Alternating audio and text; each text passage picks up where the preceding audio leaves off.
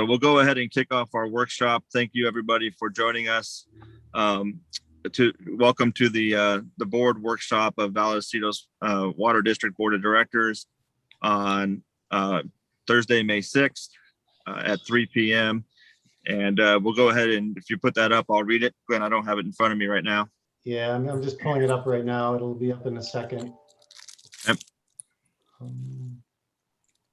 While we're waiting for that, for those that are visiting from the public on Zoom, you may notice that we're beta testing a closed captioning software system. And this is the second night in a row that we're trying out a system that we're hopefully going to pick one and be able to do this going forward. So if you see that, that's what that is all about. And quick notice to the public, as you know, we're meeting via teleconference, but due to the evolving situation with the COVID-19 novel coronavirus, so long as state or local public officials have imposed or recommended social distancing measures, Vallecitos Water District will hold future meetings via teleconferencing and allow members of the public to observe and address the meeting telephonically or otherwise electronically. During this period of time, Vallecitos Water District will not be making any physical location available for members of the public to observe the meeting and offer public comment. The public is encouraged to watch and participate in the meeting from the safety of their homes. The meeting can be viewed on the agenda page located on the main page of the district's website. Public comments or questions can be submitted to the following email address, publiccomment@vwd.org. All written comments that are received 90 minutes before the meeting will be provided to the committee members, and a record of the receipt of comment will be noted during the meeting.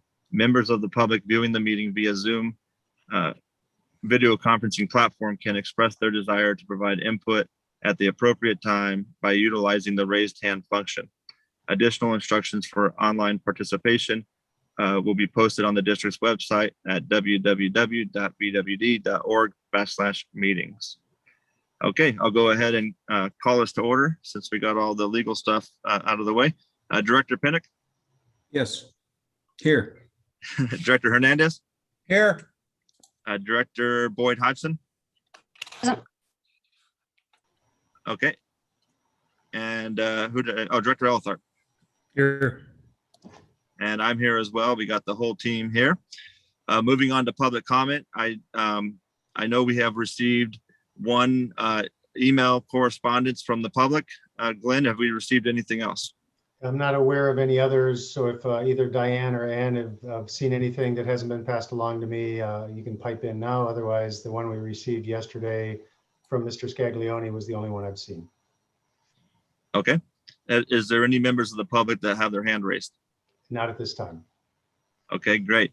And so before we go ahead and move into item number 1 of the workshop, I just want to let the board and everybody who's viewing know that due to a prior conflicted schedule item that I had before this workshop was scheduled, I will be departing just before 4 p.m. and I'll turn over the meeting to Vice President Ellithart at that time. Okay, Glenn, let's go ahead and kick off item number 1, please. All right, thank you, President Zanella. Good afternoon, board. Just a comment on the closed captioning. I'm hopeful that the closed captioning doesn't get in the way of the slides that we'll be sharing today. If it does, each individual user can go to the bottom of the screen under the live transcript box. If you want to click on that and select hide subtitles, I think it's called, it won't show up on your screen. And if it becomes too problematic, President Zanella, just let me know and I can turn off the closed caption for everybody. But, okay, thank you. Otherwise, we'll, as you mentioned, we're trying different technologies and we'll hopefully use these experiences to see which serves our purposes the best. So we've been working on the budget since probably December or January, we being staff. It's taken some time, and that's the first item on the agenda tonight is the budget. There's actually 3 items and all of them have to do with Wes's favorite topic, which is money. So the budget's been under preparation for quite some time. We have made numerous presentations to the Finance Committee. And this year we're trying to involve the remainder of the board, the non-Finance Committee members, involve them a little bit earlier. So you'll be hearing a presentation tonight We'll be putting it on the agenda at the May 19th meeting, regular board meeting. So the board will have another opportunity to ask questions and get more information. And then we'll be presenting the budget for adoption on June 2nd. So that'll be a third opportunity for the full board. So for the Finance Committee members, the information contained in today's presentation regarding the budget is going to be a repeat. As I said, the intent of this is to get the other 3 board members up to speed. And so the information that's been presented at the Finance Committee will be kind of represented today in a more summarized fashion. So with that, Wes is going to drive the ship today, and he's going to be making the presentation. But as always, I'm around if the board has any questions. So with that, I'm going to turn it over to Wes and hope that the closed captioning doesn't get intrude into the bottom of his slides too much. Take it away, Wes. Thanks, Glenn. Good afternoon, directors. Welcome to the budget update meeting. Can everybody hear me today? Good afternoon. Oh, yeah. All right, that's great. I meant to jump in early, do some testing. I didn't get to do that, so hopefully my sound stays during the whole meeting today. It's gonna be a long one. I get to talk a lot. But yeah, as General Manager Pruma mentioned, we're doing something a little different this year. We're getting the full board involved and up to speed on what the Finance Committee has been doing. Historically, we bring the first draft of the proposed budget to the board around May 19th, end of May, and I get to see it once before approval in June. But this year, we're going to walk the rest of the board through what the Finance Committee has been working on and sort of summarize each of the meetings. So on the agenda for tonight, first we have to start with the budget party page. This is where we get excited about planning for 2022. We're going to take you down the corner of Budget Street and Savings Avenue, and it just gets everybody in the mood to start talking about budget. From here, it's all downhill. But the agenda for today, we're first going to, at the first Finance Committee meeting this year, we got together and we talked about the actual versus budget for the last 6 years. So we'll talk about that first today. Then we met again and talked about the operating budget requests. The next thing we talked about was preliminary salaries and benefits. And then we went over the capital budget requests. Today we have a couple things that haven't been covered by the Finance Committee yet, or that haven't been covered by the Finance Committee that are new items. And one of them is the CalPERS UAL funding and funding policy. And I wanted to discuss that a little bit today because there's been some exciting developments with CalPERS. So I wanted to give the board an update on what's been happening. And then lastly, we'll talk about the request for a proposal for underwriting the potential debt issuance. And we'll have a guest speaker at around 4 o'clock. Our Laura Roberts from Feldman Rolap will be joining us to talk a little bit about that.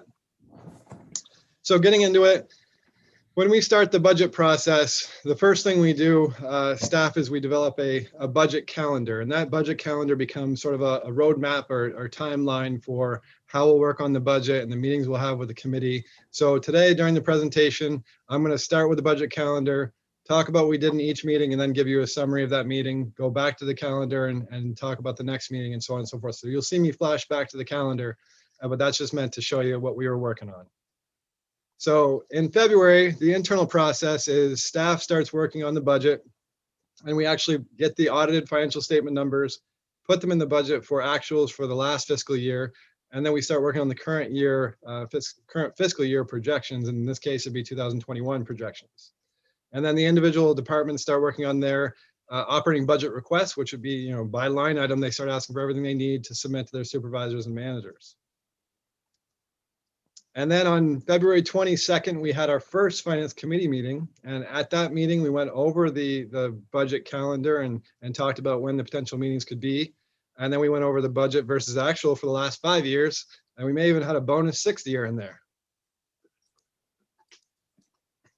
So this next slide is the budget to actual for the last 5 years that we discussed at the Finance Committee meeting. And as you can see, we have a 6th year in here. So over the last 5 years, at least, staff has done, the district has done a great job in budgeting. So we've been under 4% almost every year, except for in 2019 when we were over budget by 7%. And that resulted from main breaks. We had a lot of main breaks that year, about $635,000 in main breaks. And it's important to note also that anytime we have an over or under budget, that's funded from reserves. So in this case, that would have drawn down reserves by about $817,000. And then if we look at 2020 budget to actual, we had a good year budgeting. We were only off by 1.21% under budget, which equates to about $146,000. So next we'll look at the budget to actual for sewer. So here's budget to actual for sewer for the last 6 years, and sewer's got some, it's a little bit harder to predict sewer. You got chemical costs and other variable costs that make it a little bit harder to budget for. However, we've been typically around 10% until 2020, where we actually were able to hone it in and bring it under 4%. And that equates to about a $274,000 variance budget to actual for sewer in 2020. So this next slide is something that was requested by one of the committee members, and this shows the director's expenses for the last 10 years. And it's important to note that director's expenses are for travels and meetings and seminars. They don't include per diems or health benefits. But this shows the director's expenses. We budgeted between $47,000 and $57,000 over the last 10 years. And typically we're under budget. The last 5 years they've been under budget. And this year, as a result of COVID, the projected is only $7,000 in actual expenses. So we're about $43,000 under budget for 2021 projected. So going back to the budget calendar, that was the first finance committee meeting. The next step was in March. The internal process was to compile the departmental budgets into the operating budget. And then we actually complete the current fiscal year projections, and we start looking at personnel, and payroll estimates are completed in that month as well. And then we start working on the debt service forecast. On March 22nd, we had a finance committee meeting. Excuse me. And at that meeting, we actually reviewed the operating budget request. They'd now been submitted. So all the staff members had submitted their requests to their supervisors and managers.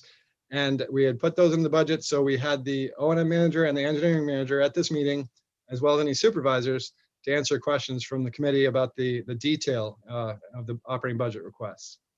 So I haven't really mentioned yet, but you've actually received the materials and services sheet in the packet, or should have received it before the meeting. Just to back up on that, you should have received the materials and services for water, materials and services for sewer, and then a draft budget as well, which I'll be referring to during this meeting today. So first, I want to look at the materials and services and kind of give you, tell you what we did at the first meeting. We did like sort of a flow of how the detail goes to the ultimate budget. So this is the materials and services sheet for water. And this is just a sample from that sheet. You see it starts on line 137 there for the water quality department. I believe it's on page 2 of your materials and services if you'd like to reference it. And it's line 137. And one thing I did want to point out is that during the finance committee, one of the committee members suggested that we actually put this line number in here so it's easier to reference during presentations and discussion.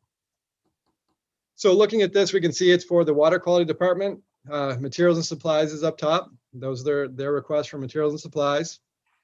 And down bottom are the water quality department's outside services requested and all their line items. And what this shows is the amount requested for each line item, who requested it, and whether or not it was recurring, whether or not it's an annual expense. And you'll notice that most of the expenses in the materials and services requests are recurring.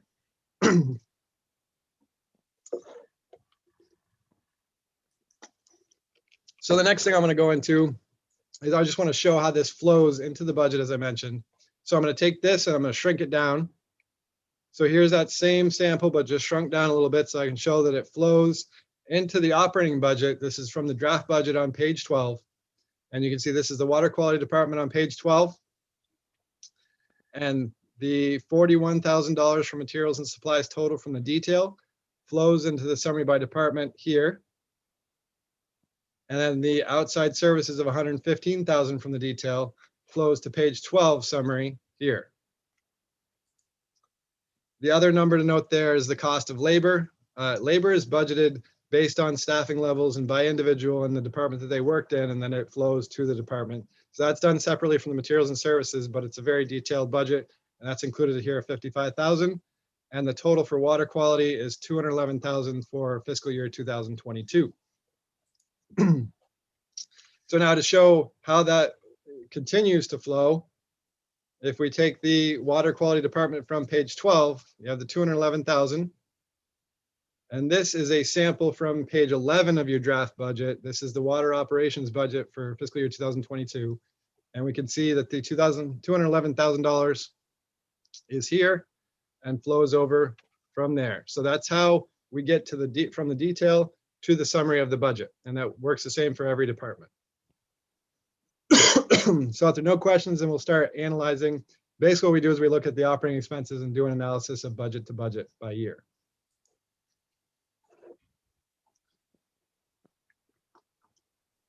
So this next slide is page 11 blown up now, and this is the actual page 11 from the draft budget. First thing I want to point out is that the 211,000 is right there. And from here, what we do is I've actually excluded water purchases because that's considered we're billed from the water authority. Really for the district, it's an uncontrollable cost. So we want to analyze our operating costs, our controllable costs. So what we do is we do budget to budget for 21, 22 and compare the 2 years. And you'll note here that the total change from budget year fiscal year 2021 budgeted to fiscal year 2022 is $184,000 or 1.44%.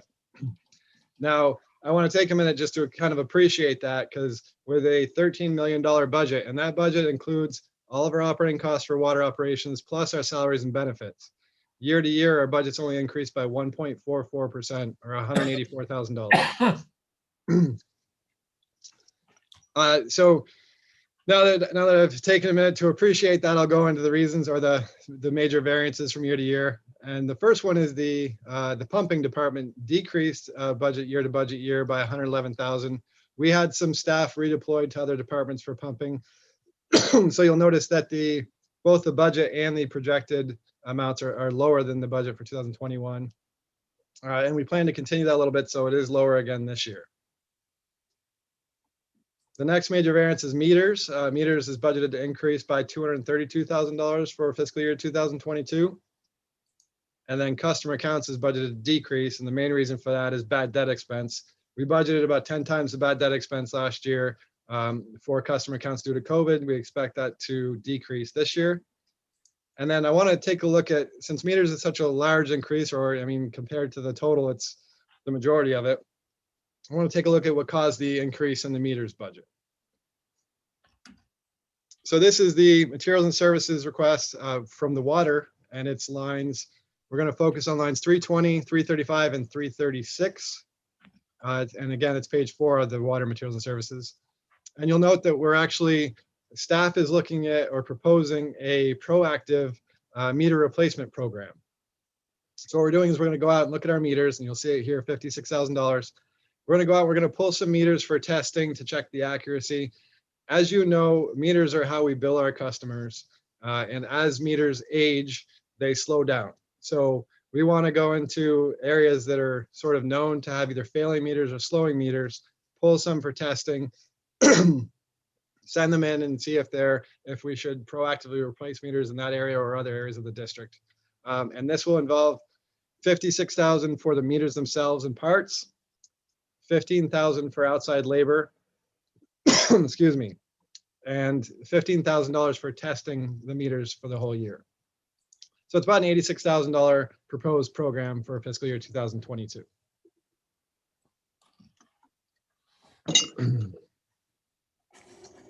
So moving on. So the next one is the wastewater operations budget request. This is on page 21 of the draft budget. And we can see if we analyze this year's budget versus last year's budget, the total change is $476,000 or 4.64%. But the major difference there is Encina. And as you know, we own about 23% of Encina, and they bill us for their operating costs. So again, it's an uncontrollable cost of the district. So if we take out the $294,000 increase in Encina's budget, our increase in our controllable costs comes out to be about $182,000 for sewer, or 1.77%. So again, that includes salaries and benefits and all of our operating costs of the district from year to year. So it's a very small increase. And the major reason for that is a $151,000 increase in engineering. And we'll take a look at what makes up that increase in engineering. So this is page 6 of your sewer materials and services sheet. And we're going to be focusing on lines 498 and 499. And if we look at that, the increase is a result of an energy management study update that engineering will be performing or is proposing to perform, and the North County Recycle Water Coalition. So they're proposing about a $100,000 increase. And you also note to the right, those are non-recurring costs. So those are one-time programs that will be done this year. And that's why the budget's increasing from year to year. So that was the second Finance Committee meeting. So now moving back to the budget calendar. In April, staff was actually incorporated the total operating budget, and then it was reviewed by the finance manager and staff, and we reviewed and revised and refined it like we do over and over again. And then April 12th, we had another Finance Committee meeting. And at that meeting, we discussed the payroll estimates and staffing, and we started to look at the capital budget requests. And again, the district engineer and the O&M manager were there to answer questions and talk about the capital projects.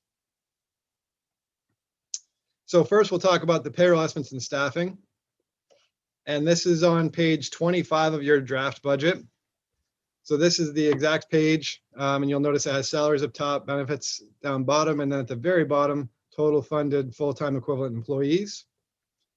And in order to analyze this, we've added some columns to the right, and you can see we're comparing the projected for 21 to the budget for 21. And then we're comparing projected for 21 to actual for 20, and then budget to budget for 21 to 22. So if we look at the projected for 21 versus the 2021 budget, it's projected to be, our salaries are projected to be $100,000 under budget for 2021. And total salaries and benefits are projected to be $58,000 over budget. And that's mainly a result of the increase in the PERS costs. Projected versus actual. Salaries are projected to be $300,000 less than 2020 actual salaries. That's mainly a result of some retirees and vacancies and some other turnover we've had and replacing or filling those positions at lower rates. And total salaries and benefits is projected to be less than 2020 by $660,000. And the main reason there, at least on the benefits, is the PERS costs. We had some savings in PERS because we paid in $4 million in that year, I believe it was, which reduced the required payment for that year on PERS. And then looking at budget to budget for 2022 versus 2021, salaries are budgeted to increase by $147,000 or 1.44%. And that includes budgeting for filling the AGM position for 9 months in 2022. And total salaries and benefits are budgeted to increase by $254,000 or 1.59%. And a lot of that is because of the group insurance costs increasing. We've seen some price increases, especially in Kaiser, for our group insurance. And then one thing I did want to note down bottom, under the the total funded full-time equivalent employees, you'll see that it stayed steady at 108.75 in all 4 categories there. Since it is funded employees, that the number shown is actually authorized at 108.75. I need to change that to funded because in 2020 and 21, we did not fund the AGM position, so it really should be 107.75. So I'll be changing that for the first three you see to 107.75, but it'll stay at 108.75 for 22 because we are budgeting to fund the AGM position in 22. So the next slide, another thing that was requested at the committee was an analysis of the AGM position and funding it for 2022. And it was asked, what if we didn't fund the position? How much would there be in savings? And another question was, what if we had created an accounts analyst position, a new position? Granted, these are estimated salaries and benefits, but I decided to take a look at this to answer that in response to that question. So here you can see from page 25, the total salaries and benefits is $16,192,000. If we exclude the AGM, the full cost AGM for the 9 months in 2022 is $207,000, and that's salaries and benefits. So the total salaries and benefits would be 15,985,000. If we exclude the AGM and add an accounts analyst, and this is using the low end of the scale for the accounts analyst, salaries and benefits are estimated at $82,000 for that position. So total salaries and benefits would be $16,067,000. And finally, if we include the AGM and we include an accounts analyst, total salaries and benefits would be $16,274,000. So that's the analysis of the AGM and the accounts analyst in response to that request. The next slide is one of my favorites because it's kind of goofy. Hey, Wes. Hey, Yeah. Wes, can I ask a quick question? Sure. I appreciate the hard data. Did you happen to look to see how those positions would impact a typical bill, a customer's bill? I did not, but $207,000 on the typical customer's bill is going to be very, very small. I think General Manager Pruitt probably can do that. He's really good at math. Yeah, we can, when we come back on the 19th, we'll bring a breakdown if the board wants it for all 4 of these alternatives, or just with the proposed budget, which will be filling the AGM position. We can break it down for the board members so they know what it means to a typical single family customer on a monthly basis. Yeah, thank you. So if there are no other questions, the next slide is one of my favorites because it's kind of goofy and very colorful. And this is the salaries and benefits projected versus budget for the last 5 years. And what this shows is the bottom half actually shows the salaries budget versus actual, and the top shows the benefits budget versus actual. And what the intention of this is just to show that over the last 5 years, and I don't say just to show, the intention is to show that over the last 5 years, the district has been able to keep salaries and benefits very steady. Salaries have been between $9.7 to $10.3 million over the last 5 years, and benefits around 5.4 to 5.8 consistently over the last 5 years. So even with the increasing demands on the district, we have growing population of customers and just increasing demands in general, we've been able to keep it pretty steady. And we've been very good at budgeting for salaries. We've been under 3% budget versus actual almost every year, and even a savings in 2018. So kind of want to look at the next slide shows how we've been able to do this. And as positions become vacant, as people retire or people leave the district, management always scrutinizes positions and tries to find efficiencies and ways to get the job done to see if there's a need to fill it or we can get it done in some other way. So what this shows is our authorized positions that are authorized and vacant. And so like the 115.5 in 2015, those are total authorized positions. The green, the 5 positions are authorized and vacant. So those would have been vacant at the end of the fiscal year. We may have been looking at them to see if we needed to fill them, if we could get the work done some other way. And they stayed vacant. It may not be the same position as vacant in 2016, but in 2017, we eventually decided that we could eliminate 3.5 positions. So then the total authorized and vacant went down to 111.75. And we did the same thing again in 2018, where we eliminated another 4 positions. So the authorized were 107.75 positions. So even with, as I mentioned, the increasing demands and increasing customers and meters, we've been able to reduce our staff. So that's the salaries and benefits. The next subject of that meeting was capital. Hey, Wes, Yes. before you move away from salaries and benefits, I just want to, for the other 3 board members that aren't part of the finance committee, I wanted to bring up a topic that was requested at the finance committee meeting and just share the information. So at one of the finance committee meetings, a question was asked about medical benefits for directors and what the industry standard was. So we have performed a survey. 18 agencies were surveyed, and only 5 of them do not provide medical benefits to their directors. And the 5 all tend to be grouped in one area. It tends to be the agricultural group. So it's Fallbrook, Rainbow, Valley Center, Uema, and I'm missing one there, Ramona, sorry. So those 5 do not. The other 13 do provide full medical benefits for the directors. So. Just wanted to add that. Back to you, Wes. Yep.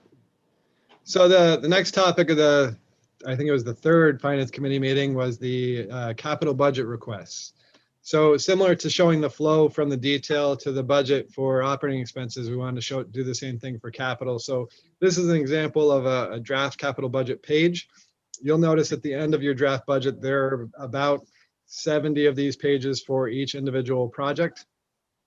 So just going through what each one entails, at the top, it has the project title, and then it has a description of the project or why the project is needed.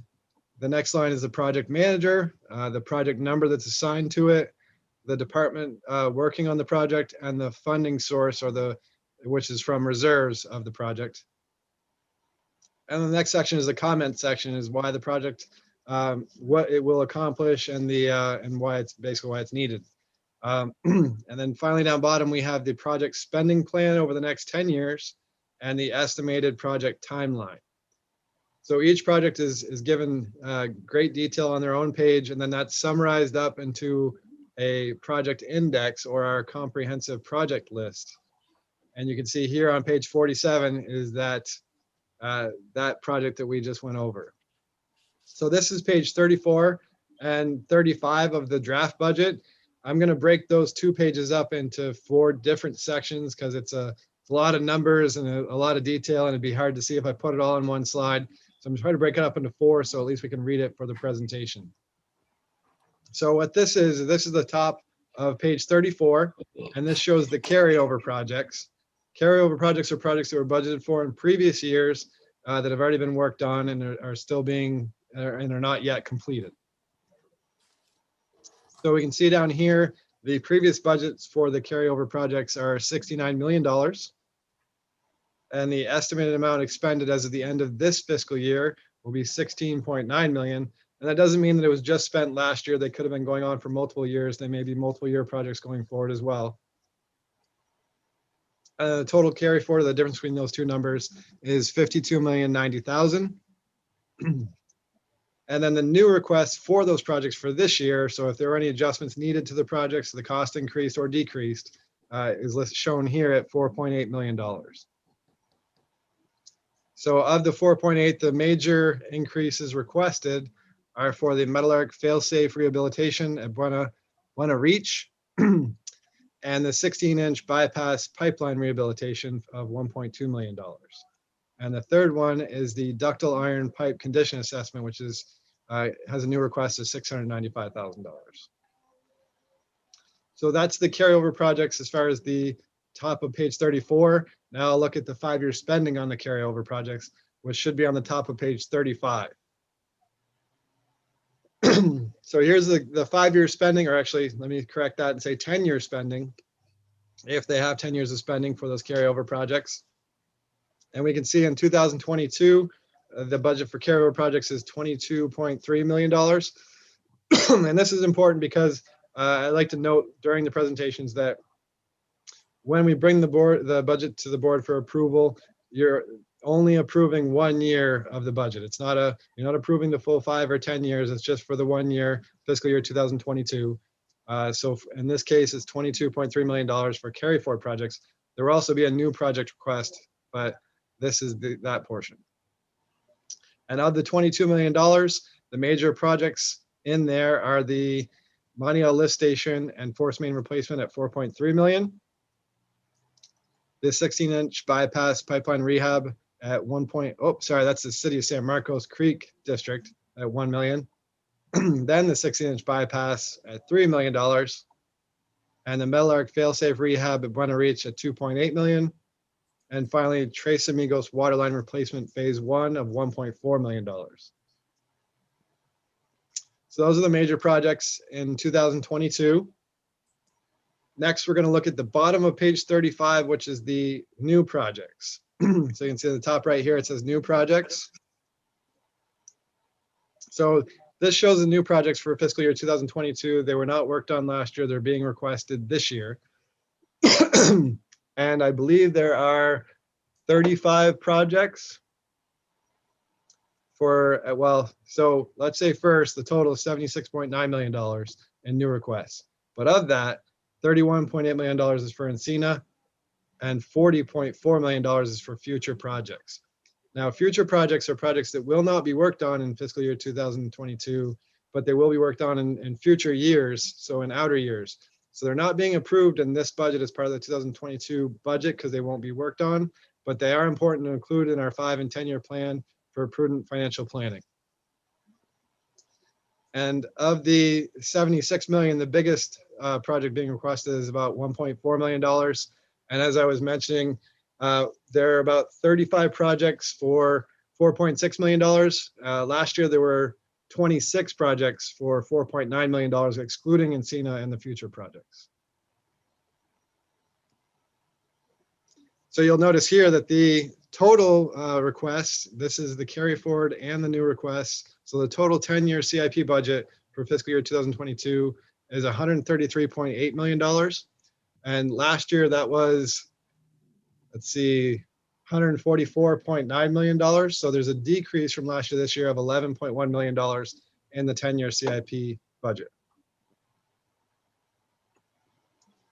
So this next slide shows, this is actually page 35. At the bottom of page 35, the 5-year spending for the new projects. And we can see again here, here's the 76.9 we just discussed. And of that, new project spending in fiscal year 2022 will be $6.3 million. And that is, the majority of that is actually for Encina at $4.2 million. And I just highlighted the 5-year spending for the new projects and the Encina portion because Encina is a major portion of the 5-year spending on the new projects. So that's the capital budget. Next thing we're going to talk about are the vehicles and equipment requests. So this page, this shows the vehicles and equipment request, and forgive me, I forget the page number on this one. I think it's right after the capital projects. I could look it up, but this is exactly the page. So the vehicles and equipment requests for fiscal year 2022 are $662,000. Last year, that number was $881,000. So it's a decrease of $219,000 in requests for this year. And the major items being requested in fiscal year 2022 are the Kenworth T370 truck with a service body and a vacuum excavator for $165,000. And Kenworth is $230,000 and the excavator is $165,000. And those are both replacements of existing vehicles. So next, we're going to go back to the budget calendar. So in April, the Finance Committee met again on April 26th. And at that meeting, we actually had 2 of our consultants out. We had Raf Tellis out to talk about the cost of service study and give the committee an update on the progress with the cost of service study. And we also had our financial advisors and our bond counsel at the meeting to talk about the potential for a debt issuance. And then May, the internal process is we've now worked on the reserve projections for 5 years and 10 years. And we've actually created the draft budget, which you got before the meeting. And now staff is revising and refining that draft budget in preparation for the May 19th meeting. And now we are at the board workshop on May 6th. So that's where we are today. We're caught up and we've gone through the budget update, and that's everything I have for the budget update. The next thing we'll be discussing is the CalPERS unfunded accrued liability. So if there are no questions, I'll move on. Wes, yes, I have a question. Wes? Yes, sir. Back half a dozen slides, there was a $25,000 expenditure for the North County Reclaimed Water Facility, whatever the heck we call it now. Do you know what that expenditure was for? So James Gumpel, our district engineer, is here, and he can talk about that since it was an engineering request for the Recycled Water Coalition. Yes, absolutely. Director Hernandez, it's mainly part of the grant application and also the lobbying agreement. Those are 2 different contracts that we have. So we're actually putting in for a grant for chlorine contact tank expansion, in which if we're successful at the grant and we have a very good shot at it, it'd be almost a $1.6 or $1.7 million. So that's our portion of both the environmental, the feasibility study, the planning documents, and also the lobbying agreement. All right, thank you. Hey, Wes, before you continue on to the next item, I do see a couple other hands up. So I want to have this might be just a good natural spot to stop and have a little bit more discussion around what you've already covered. We'll go ahead and start off with Vice President Elthart. Yeah, thank you, President Sinella. Wes, I had a question on way back at the beginning, you talked about director expenses. And why did you exclude the per diem and benefits? It seems to me like that would create a more complete picture if everything was included. Yeah, we actually did an analysis of that at the Finance Committee meeting. But this was just sort of an addition for the next request because the committee hadn't seen it before. So we didn't bring the director's fees to this meeting, but I do have it available if you'd like us to either send it to you or present it to you. I think it'd be helpful to see in total what was budgeted versus actual for everything, including per diem and benefits. So they are budgeted as separate line items, just for information. If you look in the G&A section, which is on page 14, I believe, and 24, there's a director's fees line item and a director's expenses line item. So that's why we present them separately, but we're happy to show all that information to you. Okay, thanks. One other question, any indication from County Water Authority staff yet on any rate increases they're contemplating? They had a presentation they sent out this week and we went through it, but there's nothing in there about their rate increases. So we're working to put together the water purchases and trying to communicate with them to find out what they think the rate increases will be this year and potentially in the next, the future years. Okay, that'd be helpful to get that as soon as possible. Thanks. Yeah, we Well, always that- like to get that number as soon as possible, and the Water Authority has been very reluctant this year to kind of tip their hand as to what the rate increases might be. Thank you, Wes. Director Boyd Hodgson. Thank you, President Snella. Just following on what Director Elithart requested, I just want to make sure that I'm tracking. So all of the money that's paid to us directors, either as per diem or travel reimbursement or benefits, comes out of two places. It comes out of director's fees or director's expenses, and those are both out of the G&A budget. That is correct. And they're on pages 14 and 24 of the budget. The water operations is page 14, I believe, and the sewer operations is page 24. Okay, I think that was sort of the spirit behind what I was requesting, to have an understanding of, so that I can know how I'm doing in my job, knowing if I have a set budget that I need to be mindful of would be really helpful. So having an understanding of what the total budget is for all of us and, so that we can stay within those parameters. I think that would be helpful. So putting it all together and knowing the budget to actual, over the last few years would be, I think, really helpful. Thank you.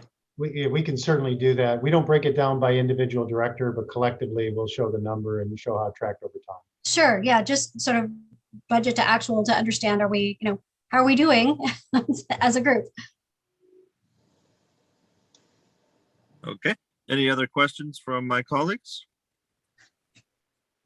Doesn't look like it. The only thing I want to add, Glenn, in addition to what I've mentioned as we've gone through the Finance Committee meetings, is I'd like to have. I'll just come right out and be frank about it. I'm not sold on the assistant account manager, general manager position, and you're going to need to convince me on that if you're going to get me to support that. So at a future meeting, if you can really outline how you see this role benefiting the district operations and also our customers at the end of the day, and kind of give a little bit of actually a lot of specifics as to what their daily day is going to look like.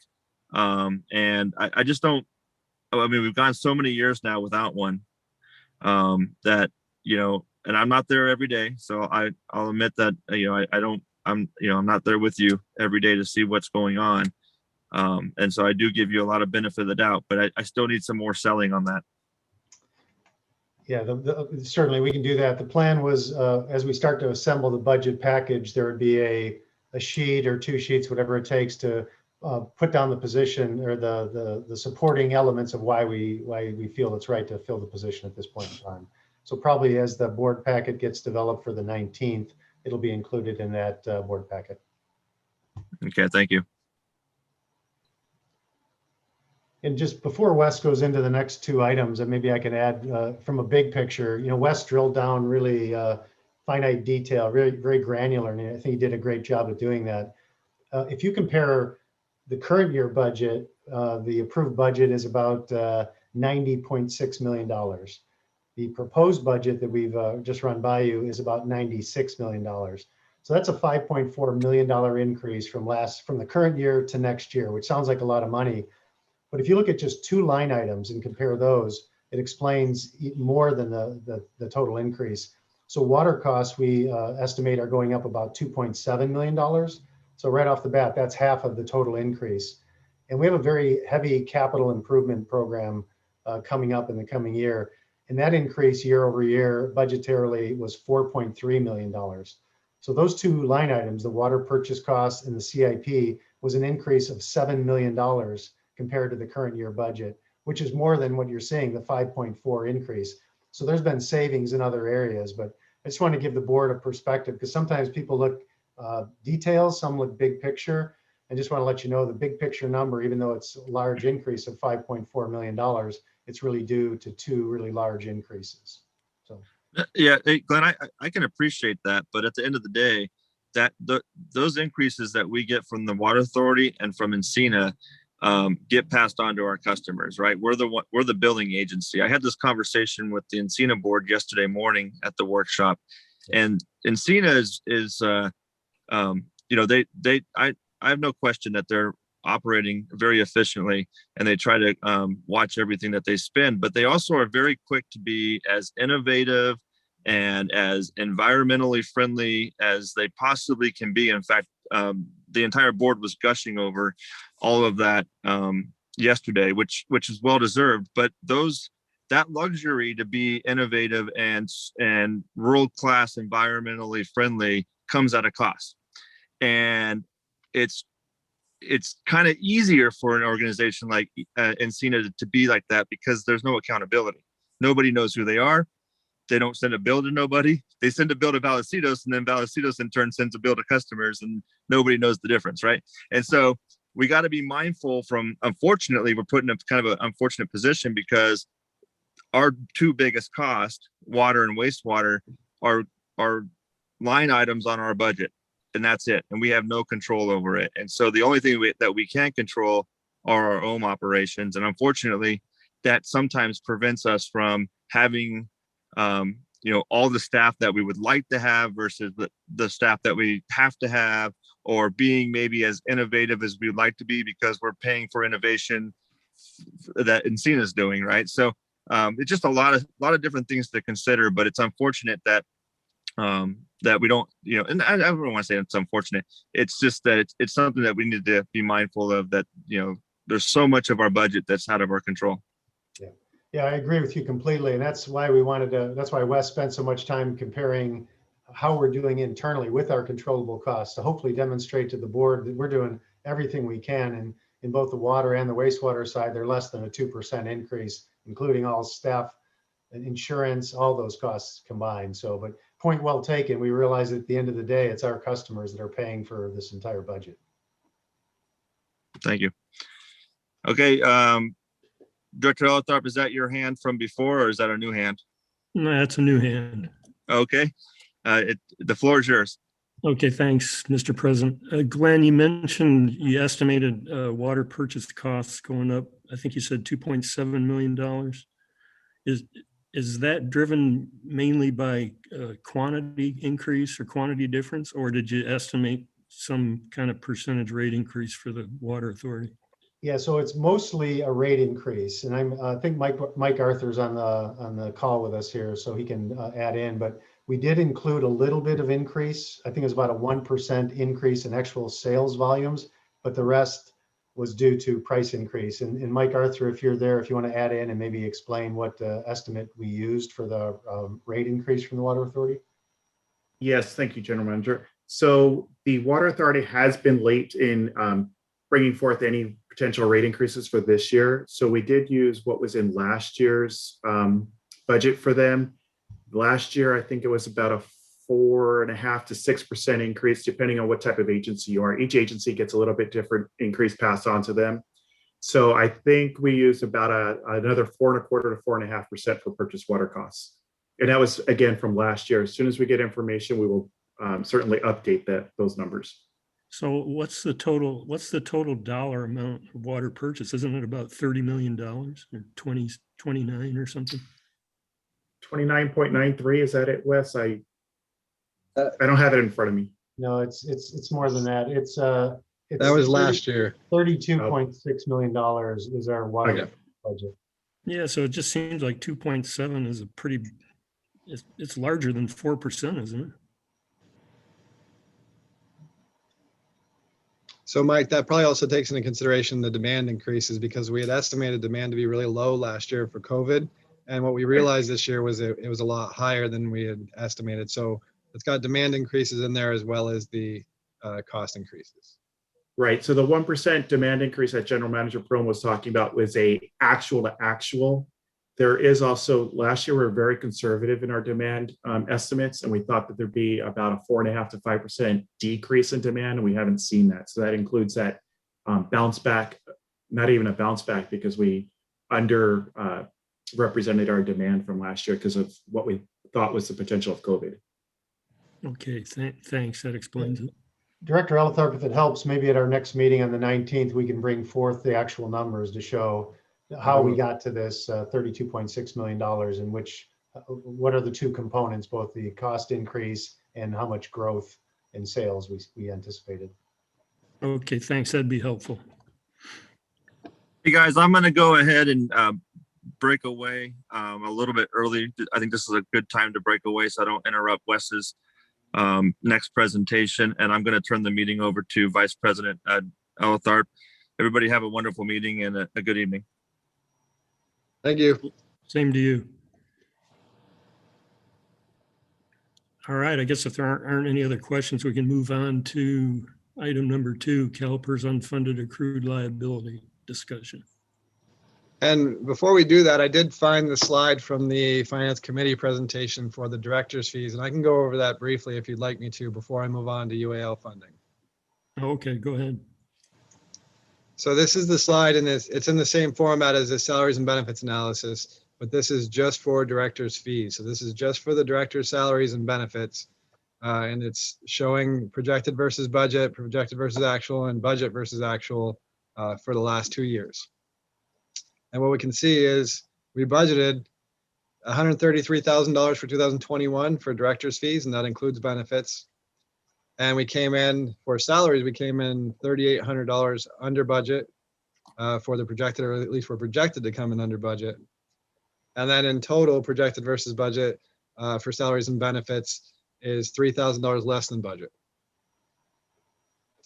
And if you look at projected versus actual, so 2021 versus 2020, the director's salaries are almost $15,000 less than 2020.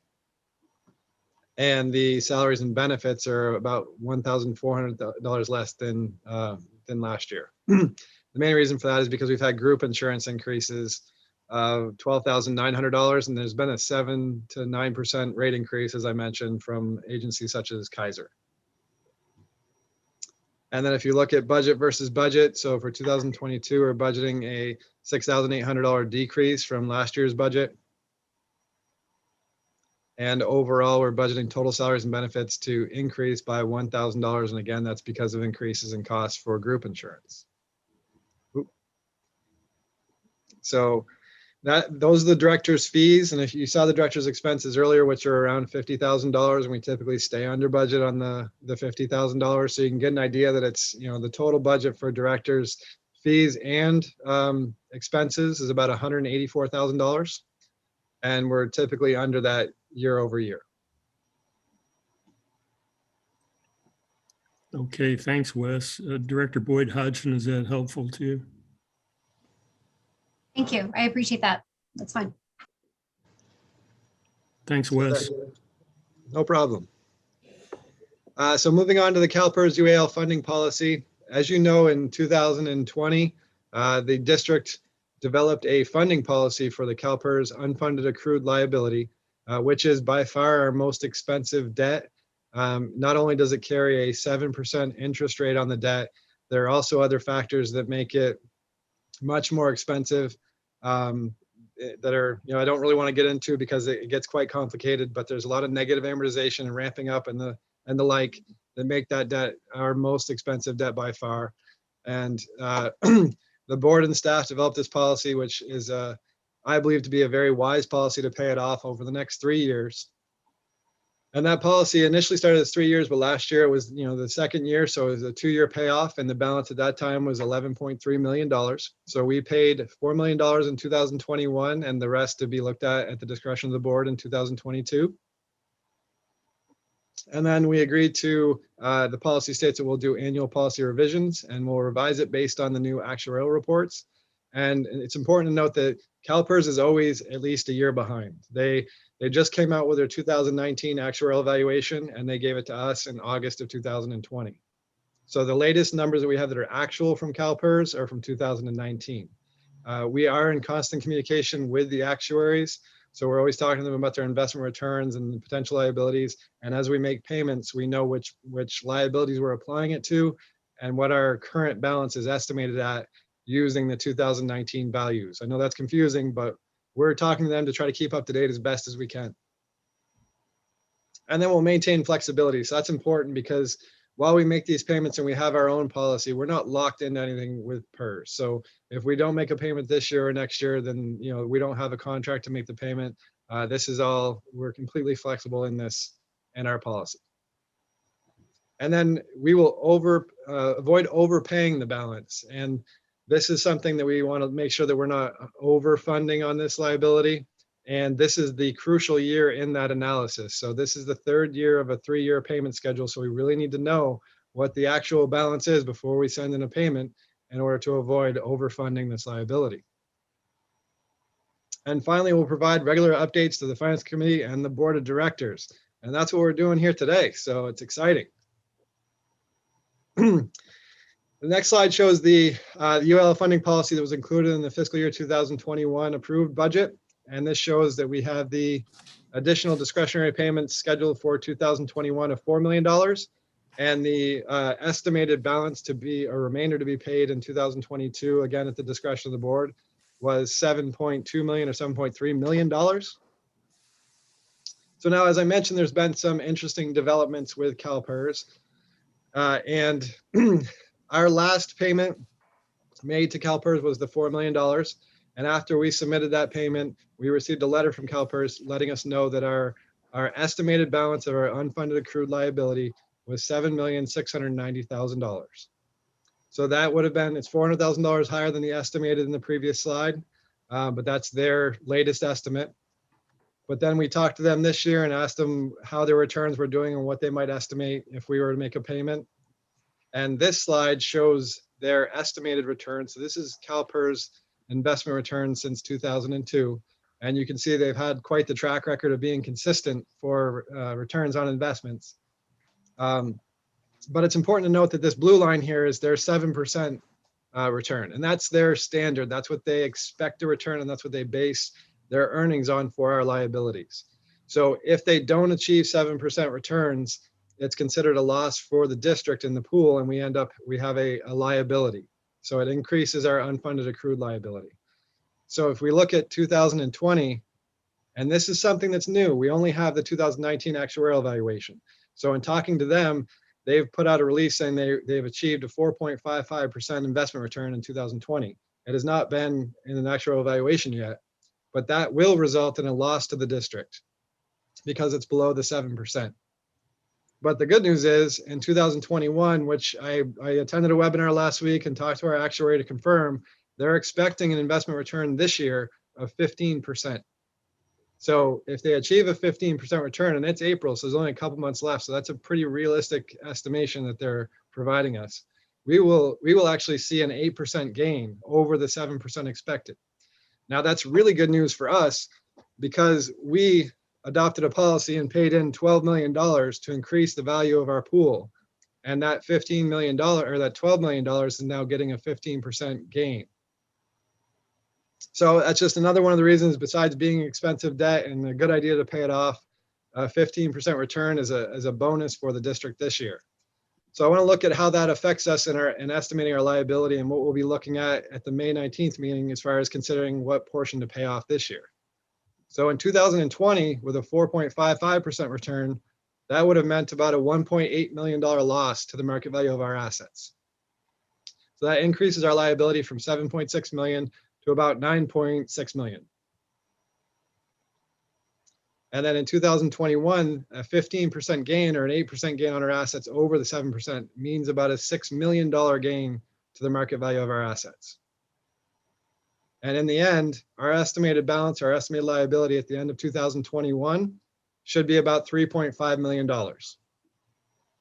So this is important because we were looking at potentially sending in $7.2 million. So at this point, $7.2 million definitely wouldn't be recommended because we'd be overfunding our liability. And in fact, when we started looking at the policy at the beginning, we had projected to pay $8 million, $4 million, and then another $4 million. And even that would have been above this. So this gain of 15% and us paying in the $12 million resulted in us paying a lower liability than we would have had at the beginning of our policy development. So that's the CalPERS UAL funding discussion, unless there are any questions. Yeah, I have a question on that, Wes. So at the May 19th meeting, are you looking for us to revise the policy in light of the new information? Yes, at the May 19th meeting, I'll bring forward the recommendation, staff's recommendation for how much to pay off and the expected interest savings on that payment. Okay. Yeah, I think the May 19th meeting will be important because staff would like to get enough feedback from the board so that the document that we bring forward on June 2nd hopefully addresses all the concerns that have been raised. And it's just simply a matter of adopting the budget. Clearly, if there's still some unresolved issues, we can spend June 2nd continuing to work through issues, but that's the goal. So May 19th, we're hoping to get all the information in front of the board and get the board to make some tough decisions. Wes has done an outstanding job on this, the PERS UAL analysis, but he'd be the first to admit that there's a lot of crystal balling, right? Look, a couple months left. We don't know if they'll end with a 15%. Should the number be the 7.2 million, the 3.5 million, or the 2 million that we may recommend? We don't know, but we certainly want to involve the board in the conversation and share with you our thoughts as to what we think is the best number. And that's not the end of it. So that'll be the end of our 3-year plan. But every year after that, we're going to continue to monitor it and do the best that we can to keep that UAL as small as possible, but still not get into that super funded status. Question? Yeah. Go ahead, Director Hernandez. Yes, is there any word from the state, this last federal expenditure and deployment of monies for COVID? There was some discussion that there was going to be monies to the state. And I had heard that maybe some of that money was going to be funneled to cities and special districts. Have you heard anything about that? I've heard similar things to what you've said. We've seen nothing concrete yet, but we're still keeping our ear to the ground and making sure that we understand when those funds will become available. We've been tracking all of our expenses all along through COVID. We started by tracking staffing costs, which I don't see any money for staffing costs, but we've also been tracking a lot of our hard costs, like for personal protective equipment and all the things that we've spent out of pocket. So I don't believe any of the money that comes to a special district will be just a straight gift. It'll be to offset expenses we've already incurred. And although we're hopeful that we get some of that money, I don't believe that the budget that Wes and I have been preparing includes any outside funding for COVID relief. So this is kind of a more conservative case, I would say. Thank you. You're welcome. Okay, any other questions? I have a couple of questions and a couple of points. I guess, the crystal balling is making me a little nervous. When do we expect to know? And what kind of certainty will we have to know whether or not we are in fact going to have an estimated balance of the 3.5. Yeah, so the unfortunate part about PERS is that they're way behind with their actuarial reports. So here we are almost in mid 2021, and the most recent one that we have covers the fiscal year 2019. So the 2020 actuarial report won't come out until August of this year, which is well beyond our budget adoption. So although nothing will be formal, that's what, Wes has been reaching out to the CalPERS people to try to get as much insight as he can so that we can do our own projections. So unfortunately, and Wes, correct me if you think I'm wrong here, it won't be until after August that we have more up-to-date information, but even that won't cover the 2021 timeframe. It'll just be, we'll have another year, the 2020 year to look back on. And Wes, if you want to add something. Yeah, so in August of this year, we will get to 2020. So we should see that approximate 1.8 to the $1,861,000 loss in it. And so the losses we can calculate with some certainty. The ballpark, again, it's not exact because we have to look at the market value of the assets and we know what that is. But there are other things to consider that we can't factor in, like their assumptions they've made, whether they missed them or made them. And then if they have any method changes. So there are other things that CalPERS does that make it more complicated. The best that we can do is estimate these at like the 3.5. And what I would say in that case, and General Manager Pruitt mentioned it briefly, Have done a lot of analysis on if we pay off. So each of our liability is made up of a liability for each year. And we have a spreadsheet that we use to calculate the savings, the interest savings by paying off each of those years and each of those liabilities. So I've done a lot of work in plugging in payments to those liabilities and maximizing interest savings and estimating what we should pay for this year. I've already been working on it. And you'll see in the draft budget, I plugged in a $2 million payment there, and that's in order to be conservative. So if we end up with a $3.5 million balance and we pay off $2 million and it ends up somewhere else, at least we didn't overfund it. But we can still maximize our savings by eliminating those bases, because we really won't find out 2021 until the following August. So it'll be another year before we'll see what that 15% gain has, how it impacts our liability. Okay, thank you. And I have a couple of points. It's come up a couple of times now. I requested it to be agendized, that we have a better understanding of what the money will look like coming from the federal government to the state and then coming to us. We have a legal and legislative affairs committee. I'm not sure if they're meeting, but I know that I've requested it and it's come up again here, that, really just sort of getting our heads around how we make sure that we get all of the money that could potentially come to us. I would really like to see that at a future meeting so that we can have a discussion about it and better understand it. Yeah, and Director Boyd Hodgson, I did reach out to General Counsel Gilpin, because he mentioned at a previous meeting that they have staff that is looking into that issue. So he and I are working on putting together, agendizing an item so we have a better understanding of where that money could, how we could get access to that money. Great, thank you. And Wes, maybe you can help us do one more thing. So looking at the bottom right corner of that slide, it shows what, about $3.5 million, right, that we think that our deficit or the unfunded accrued liability may be. If we were to pay the 2 million and all the other numbers were right, that would leave us short by about $1.5 million.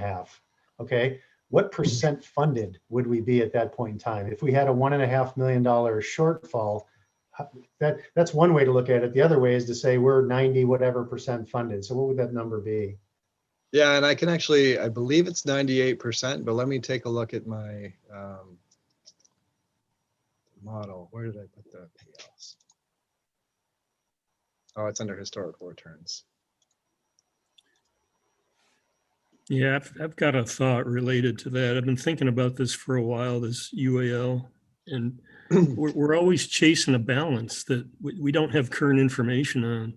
I'd like to consider some kind of policy change that says, hey, we'll look at the latest balance that we know and we'll pay X percentage of that, and we'll do that every year instead of trying to shoot to pay off in an X number of years.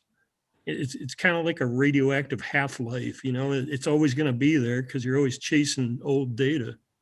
But if we shoot for something like, pay half of the remaining balance every year, that, each time we get new information, then at least we're chasing the balance down.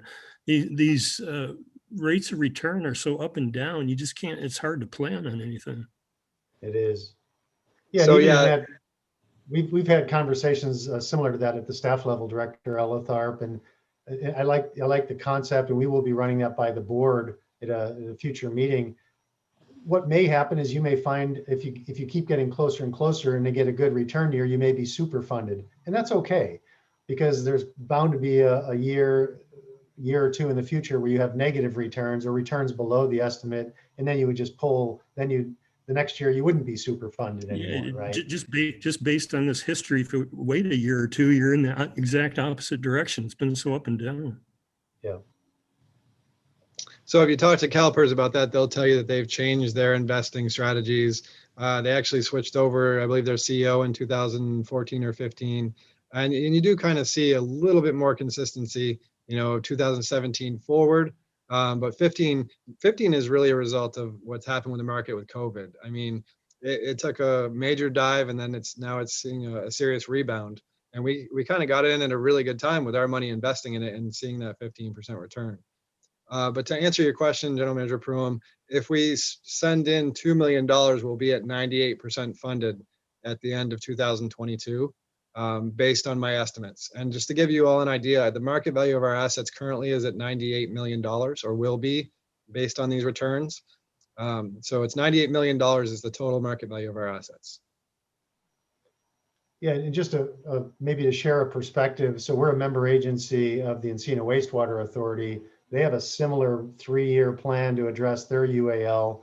Their approach is a little bit different, but using their approach, they estimate that at the end of their 3rd year, which is the coming year, they'll be 97% funded. So we're very similar to where EWA's at, and that's a really healthy. If you start getting close to 100%, anything over 90 is really good. Over 95% funded is amazing. So I think we're in really good position. And just to go back to where Wes started this is our most expensive debt. So every dollar that we have out there, we're paying 7% on. So if we can close that gap, that's to the benefit of the organization and all of our ratepayers. All right, I guess if there are no other questions, we can move on to item 3. Yeah, and I just want to point out that Laura has joined us. So Laura, you want to say hello? Yes, good afternoon, Mr. President, members of the board. Thank you for having me this afternoon. I look forward to presenting some of the topic today on the capital funding. All right, thank you. Wes, why don't you jump in and then turn it over to Laura at the appropriate time. Will do, thank you. So the next item on the agenda is the request for a proposal for debt underwriting. So moving on to that, let me get rid of this. So why are we considering issuing debt? There are several reasons for it. One of them being that, as you may remember, in the fiscal year 2021 approved budget, we identified the potential need for about $10 million in debt in 2022. And that was really as a result of projects like the San Marcos Interceptor and other large sewer projects. So now we're looking at the reserves for fiscal year 2022. And as I mentioned, we've gone through the 5-year and 10-year projections, and those are in the back of your draft budget. And I believe they start on page 113. Let me make sure I have that number right. It's 117. So they start on page 117. So looking at those reserve levels, that's kind of how we determine the need to issue debt. Project costs, we look at days in cash, we looked at the level of reserves. So let's take a look at the impact the budget has on reserves for this year. So these are the wastewater reserves in total, so combined replacement and capacity. And as you recall, the floor for the wastewater reserves is 3 years of projected system replacement costs, or the next 3 years of projected system replacement costs or existing replacement costs, and the ceiling would be 8 years of projected system replacement costs. So this green line shows the floor, and in 2022 that floor will be 27 million. In 2026 that floor is estimated to be 34 million. This line shows the ceiling, or 8 years of projected system replacement costs, and in 2022 the ceiling will be 70 million. And then in 2026, the ceiling will be at 84 million. So how do our reserves look according to the draft budget? Wastewater reserves in total, if we do not issue debt in the draft budget, and actually these numbers are different than the draft budget because I've now taken out the debt to show why we're including debt or considering issuing debt. So you look here and you can see that if we do not issue debt in 2022 and forward, then by 2024, we will be below the floor in our reserve levels for sewer. And that number continues to drop down to $13 million by 2026. So the next thing I want to look at is the total reserves. So that was wastewater. So how do the total reserves look? So wastewater and water together, total reserves.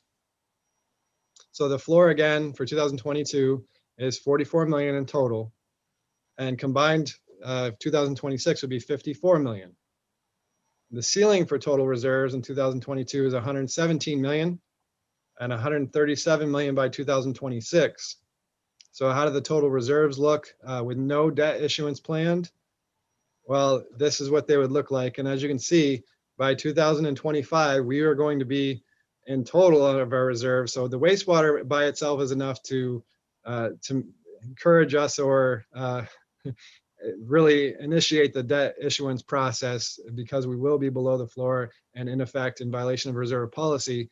But here you can see even with total reserves, by 2025, we would have to issue debt because we'd be below the floor again. And also, you know, when we look at reserve levels, the reason we look at reserve levels is not only for district health spending projects, we also have to consider our rating and rating criteria. So we're currently at a AA+, and the things that Fitch looks at, they look at the sufficiency of your reserve levels, your days in cash, debt service coverage ratios, management's ability and turnover, other factors like that. So in looking at this, you could see that Fitch would most likely say that we don't have sufficient reserve levels because we're below our floor set in our own reserve policy.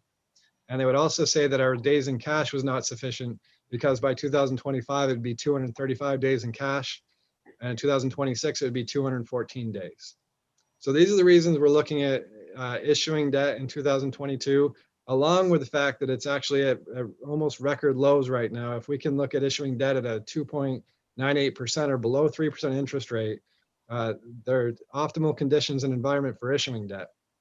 So with that, I'd like to introduce Laura Carpenter from Feldman Rolap, and she's going to go through some of the options that have been discussed with the district. And I think I mentioned that we've been in discussions with both our financial advisors and bond counsel and talking about our options, projects that we could fund with debt issuance, and the procedures and timeline for doing that. So Laura's here to give us an update and talk a little bit about that. So Laura? Thank you very much for that introduction, Wes. If you bear with me, I'll go ahead and share the presentational slides that we've created to bring the board up to speed with some of the highlights of what a bond issuance can do for the district, and also go over key market changes and key market interest rates. What do these costs mean to the district, and how does that flow into the repayment of debt that will be paid by the ratepayers? Wes brought up a very good point. Part of the issuance of debt is to consider the hybrid of the overall financial condition of the district itself, and at what time does it make most sense to take large capital projects, or in other words, capital projects that have long useful lives, and when is it appropriate to spread that cost of that project over the length of time of that useful life of the project, which allows ratepayers to benefit from the source and from the replacement of those assets over an extended period of time.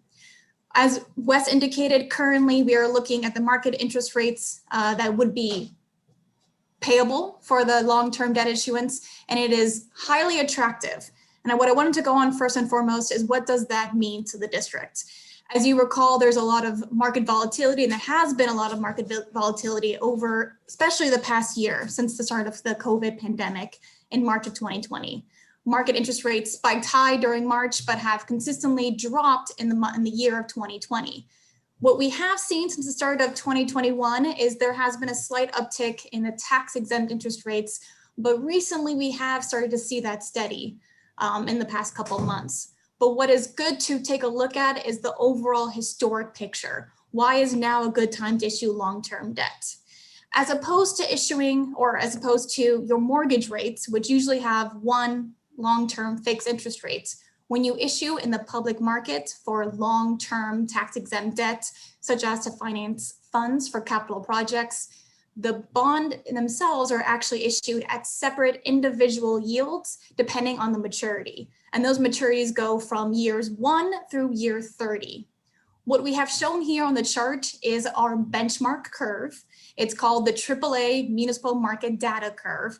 It's the benchmark rates that all issuers and underwriters use to price a new or price a bond issuance in the public markets. So it's kind of like your S&P 500 benchmark to equities. This is the curve that we use to price off of for different issuers. This is a snapshot in time as of April 30th, what our tax-exempt yield curve looks like at that date and time. It ranges from the yields at year 1 to year 30. At the very base of the 1-year maturity, you'll see it's only about 0.1%. And as each maturity increases, the rate increases to about 1.6% or so. What this chart identifies is over the past 23 years or since 1998, the bars on the very bottom x-axis identify the amount of time these interest rates or these tax-exempt yields have been lower. For example, in the 30-year maturity, which currently as of April 30th is about 1.6%, those yields have been lower only 1.7% of the time over the past 23 years. So it goes to signify that we are still in a very historically low interest rate environment, which does pose to be beneficial to issuers who want to issue long-term debt to pay for capital funding needs. What we've shown here on this slide is some of the capital projects that the district has identified that are needed for capital funding. About 24.8 million has been identified for prior incurred costs, so prior capital costs that had been expended already by the district over the past 3 to 5 years, and some additional costs in the range of currently $3.5 million to approximately $5 million of new project spending that will go to help the capacity projects going forward. What we wanted to show to the district's board today is how do those costs over a long period of time when issued in the public market, what does that cost mean on an annual basis? Were you to issue debt service to fund approximately $25 million of capital financing needs, as of a couple of days ago, those market conditions would result in approximately 38.1 million in total debt service, or about 1.2 million of annual debt service payments were you to issue it over a 30-year period. On a total all-in borrowing cost, so what is the cost to the district to issue this debt? It is a 2.98% estimate, so under 3%, which is a very attractive interest rate in order to be able to issue 30 years of project financing. To give some perspective, if the district needed or would like to increase the amount of capital financing, let's say to 40 million, that would increase the total debt service cost, principal plus interest, over the 30 years by about 22.6 million, and would increase the annual debt service payable by about 745,000. But the overall borrowing cost is still under 3%, and that assumes that the level debt service payments are quote unquote level. Principal and interest would be equal for the entire 30 years. So still very attractive interest rates and very affordable debt service payments on an annual basis for the 30-year term. In order to issue in the public market, there are some key financial structures and key financing team consultants that are required and that are used to bring the district from start to completion in order to finance the full project needs. First and foremost, there's the financial or municipal advisor, which is my firm, Fieldman, Rollup and Associates. We have a fiduciary duty to the district. We are working with the district from start to finish to not only assist in the transaction flow and the scheduling process, but also to assist in the pricing of the bonds. We'll work directly with the district's underwriter, making sure that the pricing at the day that you enter the market is comparable to other issuers of like size and like ratings, and that it's comparable to that day's market and investor demand. We will also be we will assist the district in the rating agency process. As Wes indicated, you are currently rated by both S&P and Fitch at a AA+ level. that is only one notch lower than the highest rating possible at AAA. Anytime a district enters into the public market, they will need to acquire a new rating on the bonds. And so our role will be to assist the district in producing the credit information necessary for the rating agencies to reevaluate the district and the new bond issuance. You also have bond counsel and disclosure counsel, who are the lawyers on the transaction that will assist the district in preparing the legal documentations, which dictates the term of the bonds, the covenants the bondholders will adhere to and will be given on the bond transaction, and a few of the other legal requirements will be shown in legal documents.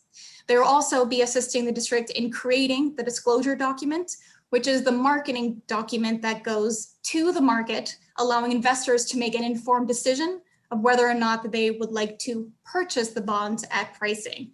It includes all material information about the district, not only including the credit information such as financial data for the past 5 years and the district's projected 5-year data, but also key water and sewer services detail, number of customers, the revenue diversification, all of that will be located in the disclosure document, which will be brought before the board to do your due diligence in reviewing those documents in detail. As I noted, there's the underwriter investment banker. This individual will be purchasing the bonds and selling it to investors, allowing the district to acquire the funds at closing. There's the rating agencies who will be putting a rating on the bonds that will be used also for investors to decide whether or not they want to purchase. And lastly, there is the trustee who will hold the accounts for the district and will be responsible for paying the principal and interest due to the bondholders. Now, while there's a lot going on in issuing a bond transaction, all of your financing team and consultants will be with you every step of the way. First and foremost, from the district staff recommendation, we will propose issuing a competitive request for proposal to get an investment banker on the transaction. As I noted, they will be working with the district staff and looking at key market conditions to estimate potential pricing structures and scales for the district's bonds when they enter the market. We propose issuing a competitive RFP, so you would see bids from highly qualified investment bankers and choose not only the best bid, but also one of the lowest fees, which takes about a 2 to 3 week process. We will bring back to the board the recommended investment banker for approval and for moving forward with the bond transaction. Over the next few months, we'll be working with the finance team to prepare the legal documentation and to prepare the disclosure document for the board's final review and approval, which will occur around the 4th month or so. So between July and August, we'll bring back to the board for discussion and review the final approval. The documents themselves will also dictate key covenants as well as key structures, which means key terms the district's board wants the pricing to meet. So a par amount level, the fee levels, as well as the interest rate that the district would like to meet on the bond transactions. All of that will be brought back for the board for approval at a later date. We will be working with districts and the rating agencies to acquire a rating, which brings us to the position of following board approval to price the bonds and close a transaction. And at closing, the district will be able to receive the funds necessary to fund the capital projects and reimburse for those prior incurred project costs. I've said a lot here on this presentation, but I'll stop now and ask if there's any questions or comments from the board. Okay, thanks, Laura. Any questions? I have a question. I have 2 questions. On the slide that showed the unreimbursed costs at 21,300,000, those costs are unreimbursed. Does that mean that they are eventually going to be reimbursed, not as a result of issuing the debt, but we're waiting for reimbursement for them? And if so, why are we waiting for reimbursement for them?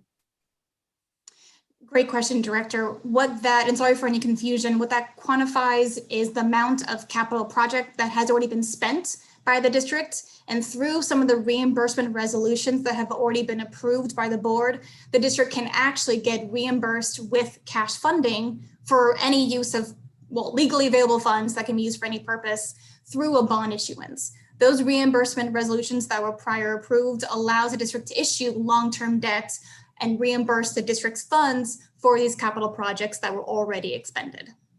So we're not waiting on other people to pay us those monies. That's correct. Okay. They've already been paid. Okay. And secondly, the timeline that you showed, it seems like the resolution of intent to issue debt should come in month 1 because we're starting down that path. So that perhaps should be on the timeline.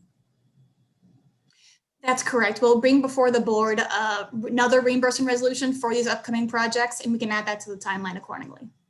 Okay, thank you. Question? Go ahead, Director Hernandez. If we received the $40 million bond and we reimburse ourselves for the 21, the cash that is available prior to the expenditure, can we put that somewhere and get interest on it? Are you referring to the reimbursed 21 million or the extra amount that goes to project costs to be incurred in the future? The extra amount. The extra amount, there are some regulations on investment policy decisions that the district can adhere to, but money for the capital projects can be invested. Depending on when those project costs were incurred, there can be a draw schedule and some monies can be set aside to incur some interest. However, because they are tax exempt bonds, there is an arbitrage yield. So any earnings you have above the arbitrage yield will need to be returned to the IRS if those funds are above that interest rate. But with today's market and interest earnings on a short-term basis, I don't expect that to be the case for any new time issuers or any new debt issuers. Thank you. Director Boyd Hodgson, your hand's still up. Do you have another question? Sorry, that was left up from previous. Okay, I've got a question. What's your sense of how hard it would be to get a AAA rating, and what would that mean to interest savings? That's a great question. The higher the rating, the lower the interest rates or interest cost of the bond will be. Typically with a notch differential, you can see anywhere from a 15 to a 25 basis points or 0.25% decrease on the interest rates that will go to improve the overall cost of the bond issuance. To get to a AAA rating, there are a few steps that need to be taken on the underlying factors.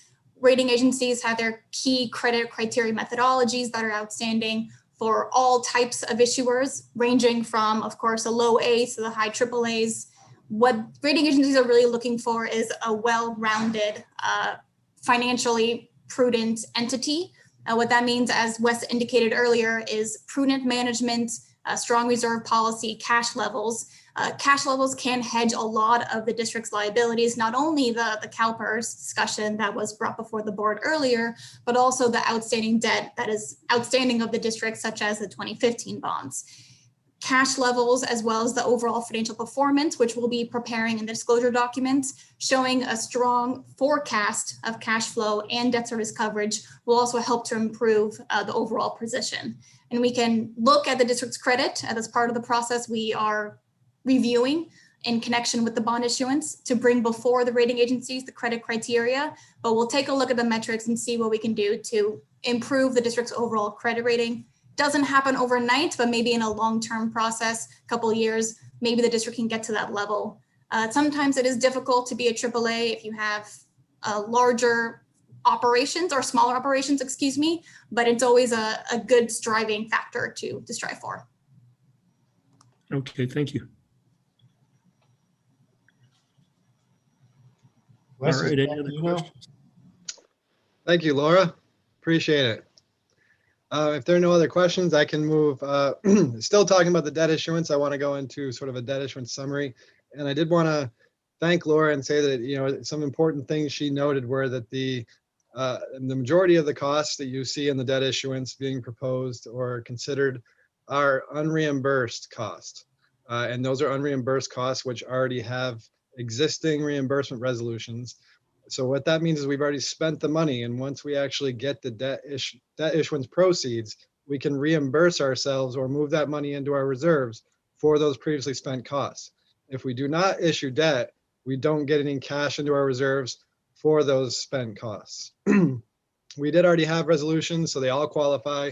We've been talking to both Feldman Rolap and our bond counsel and verified that they're all eligible. So almost $22 million and potentially more can be an instant cash infusion to the reserves. The other thing I did want to note was that the debt issuance process is going to be a lot of work. Staff and the finance team, internal and our other bond counsel, financial advisors, and others will be working hard for the next 5 months. This is not something that just happens overnight or is easy. So that's why we're talking about it now and starting the process hopefully early enough so that we get the proceeds around August. But with that, I'm going to go into the sort of debt issuance summary that I prepared.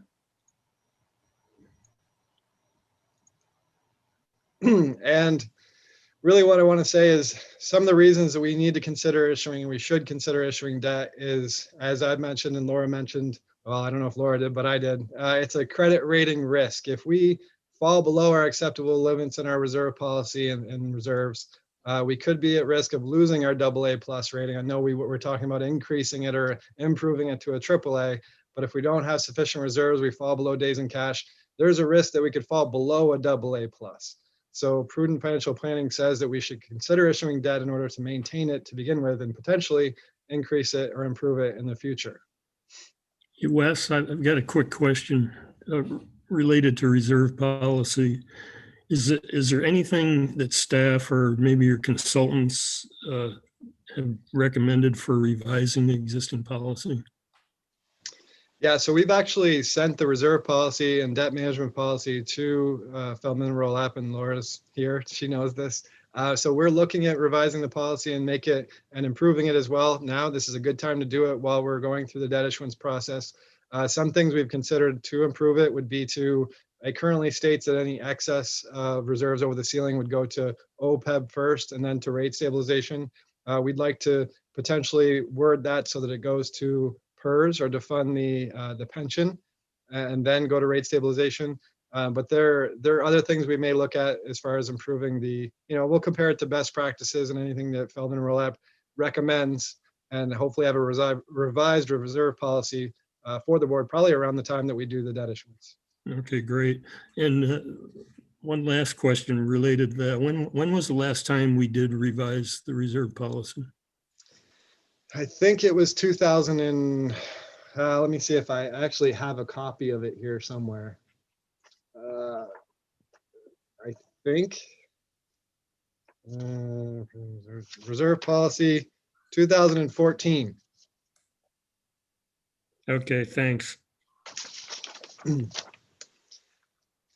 So then other reasons to consider issuing debt, if we look at the capacity shortfall, as I mentioned, we spent a lot of money on the San Marcos Interceptor, and we had a plan in the fiscal year 2021 budget to consider issuing debt to fund that capacity project. If we don't issue debt in 2022, the projected capacity shortfall by the end of the fiscal year will be $20,651,000.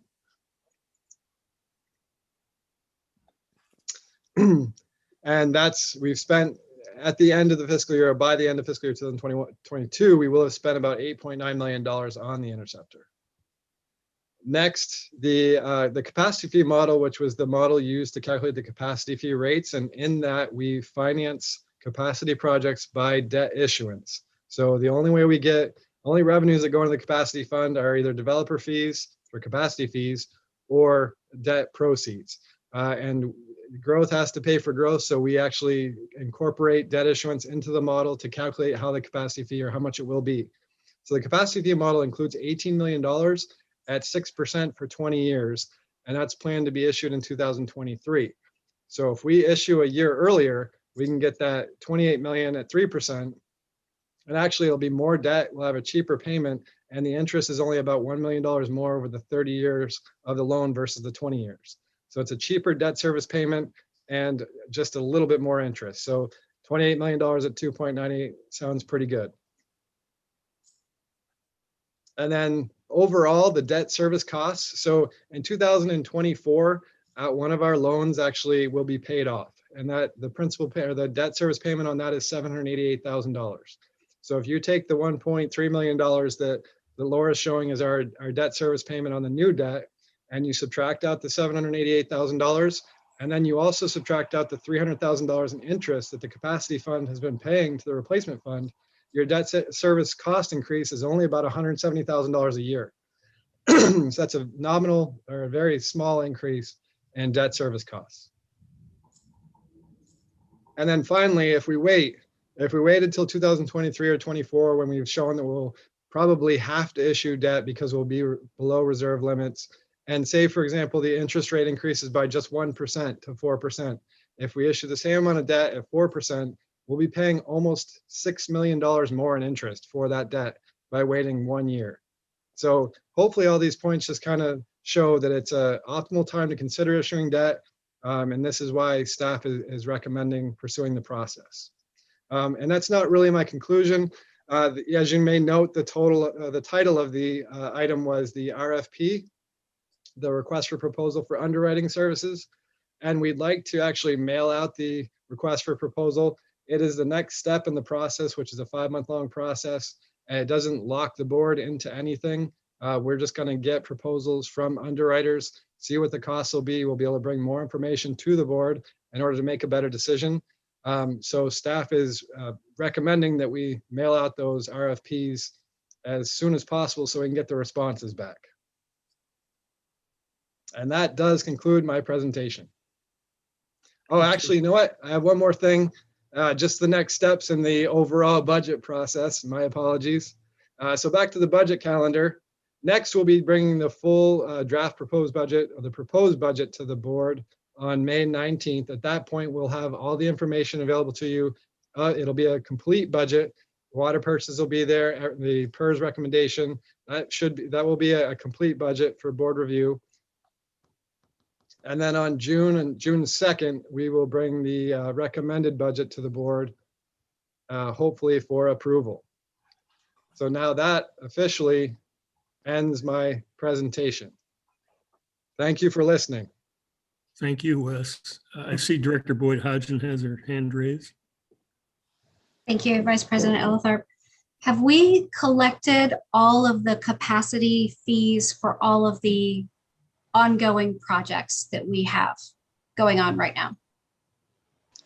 That's a hard question to answer because projects are at different stages. We have a lot of projects that are undergoing, but not all of them are at the stage where they're required to pay their capacity fees.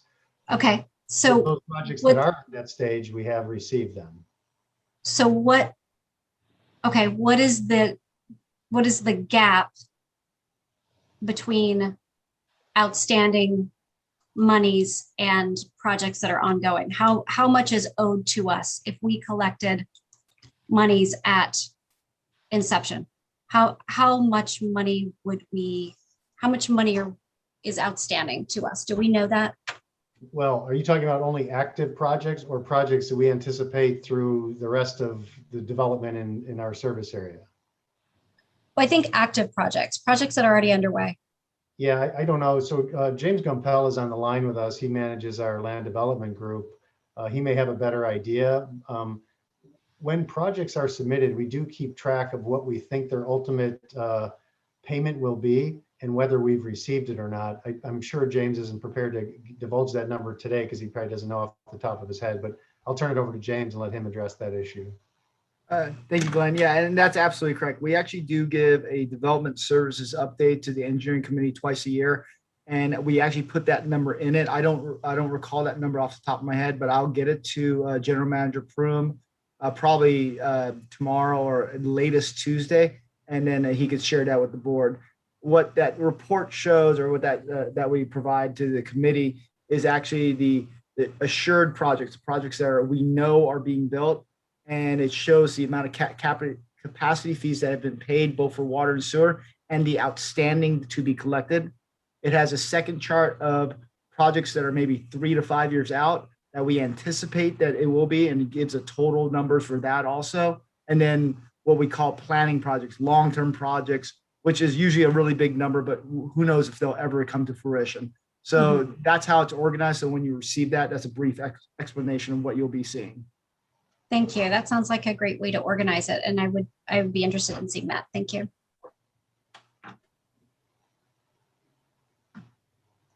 So Vice President Elitharp, I think that's all staff had for today. Okay, great.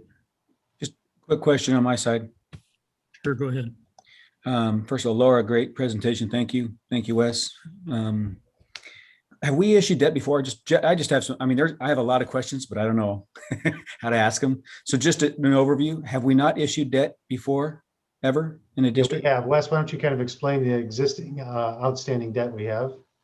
So we have 3 debt issuances currently outstanding. The most recent was 2012, and I believe that was a private placement loan with Union Bank. But we also have another loan with Bank of America, and that one was for $8 million, and that was in 2008. And I don't know if I mentioned the 2012 loan was $7.1 million. And then prior to that, we had a debt issuance. It actually began in 1998. And then it was refunded. I think it was for $24 million in 1998. It was refunded in 2005 and increased to, I believe, $60 million. And then it was refunded again in 2007.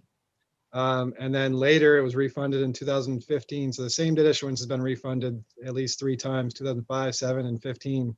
And 2015, the balance of that loan was about $45 million. And that's currently where we're standing now. We owe about $43 million on that. So 43 plus, I think we're at about a $52 million in total debt outstanding between the 3 debt issuances. And are those ever paid off? I mean, Yeah, so sorry, I didn't mean to interrupt you, but as I mentioned, one of the debt issuances, the 2008, I believe, will be paid off in 2024. And the payment on that is $788,000. So we'll see a reduction of that payment. And then if we increase it by the 1.2, the net of that less the interest is about only $170,000 increase in our debt service. Yeah, and Director Pennick, every time we issue debt, it's kind of like a standard loan, right? There's a term that's associated with it. There's an interest rate. It's not always a flat payment like a mortgage might be, but there's certainty. We know, so we always know there's a date out there in the future where it ends. And and information is actually included in the budget documents, and we can point you to that if that would be helpful. so with those outstanding, can we issue debt to pay off debt? Yeah, we've been assured that we have enough debt capacity that we can take on this new $28 million debt with no problem. And can we pay off higher interest loans that we have outstanding? Can we take a higher amount?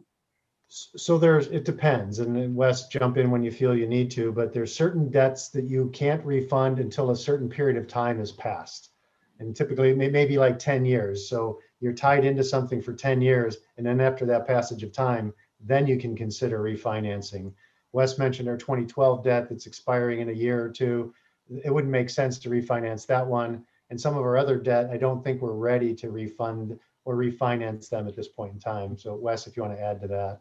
Yeah, our loans are actually at really low interest rates. One of them is at like 1.98% fixed, and they're small amounts, so those really aren't worth considering refinancing. But we've recently had, Laura actually did an analysis of refunding the 2015 revenue bonds, which were refunded, as I mentioned, 3 or 4 times already. But typically what happens with bonds is they're eligible to be refunded for tax exempt purposes after 10 years. So it's like a call option. So we can refund them after 10 years. But you can also refund them, and Laura can correct me if I'm wrong, but I think you can refund them on a taxable basis and look at the benefits of that. So we recently did that, and it's really not advantageous at this time, or there's not that much of a benefit to the district to refund the 2015 bonds just yet. But we're always looking at that and considering it. This is actually the second time in the last year that we've had Laura take a look at it to tell us if it was to our advantage. That's correct, Wes. Thank you. Okay, if there's no other questions, I guess we're on to other business. Is there any other business? No, sir. If I could interrupt just for a second, I apologize. I just wanted to refer you to the page 114. I'm sorry, page 115 of the draft budget lists all of our current outstanding debt and debt service forecasts. So if you're looking for that information, it's on page 115. Thanks, Wes. James, you had your hand up?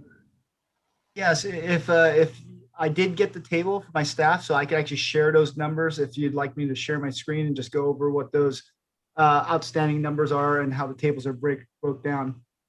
Sure. So let me share my screen here.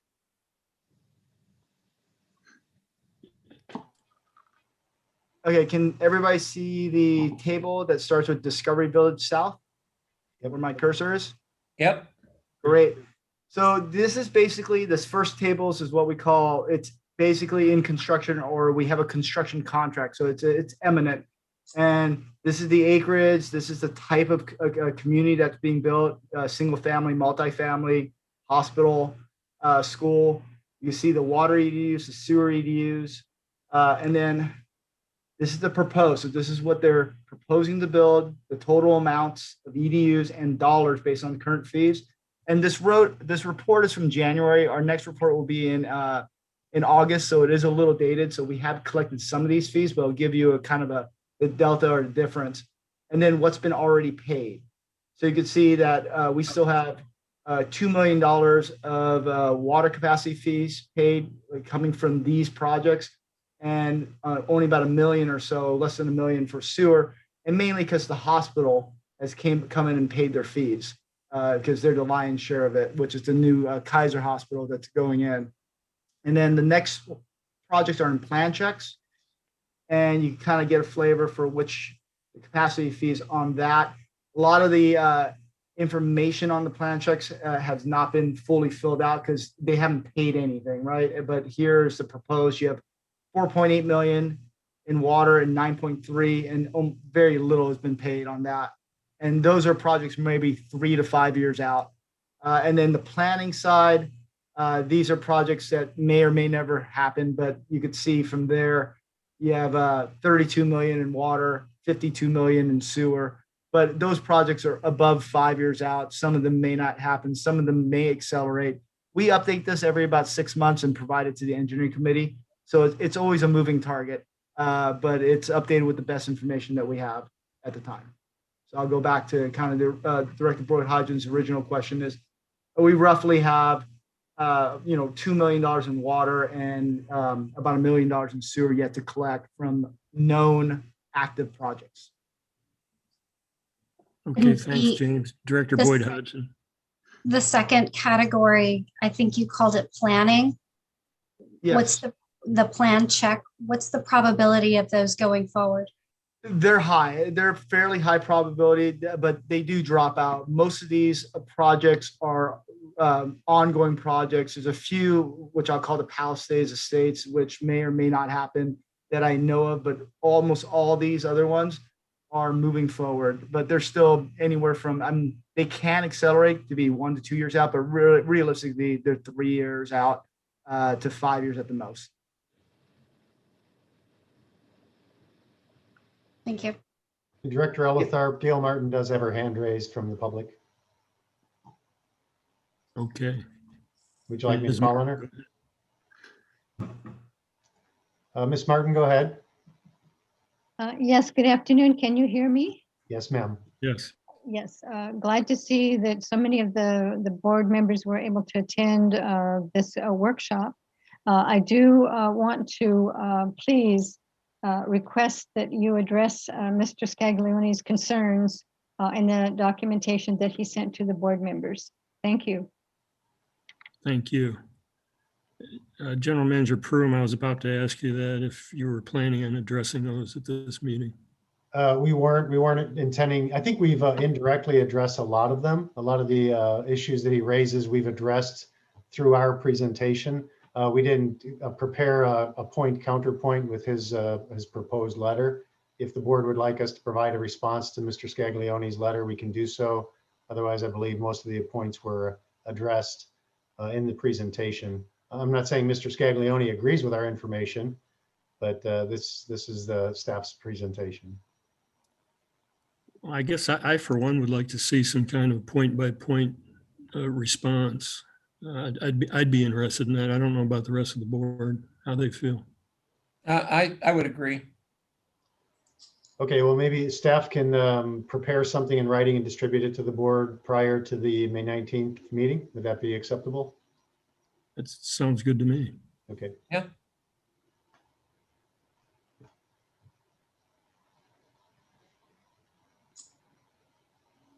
Okay, with that, if there's no other public comment or any other questions, I think we're done. All right. Thank you very much. Thank you. Good night, everybody. Thanks, everyone. Good Yep. night. Great, thank you. Thank you. Thank Great you for work. your Thanks, time. everyone.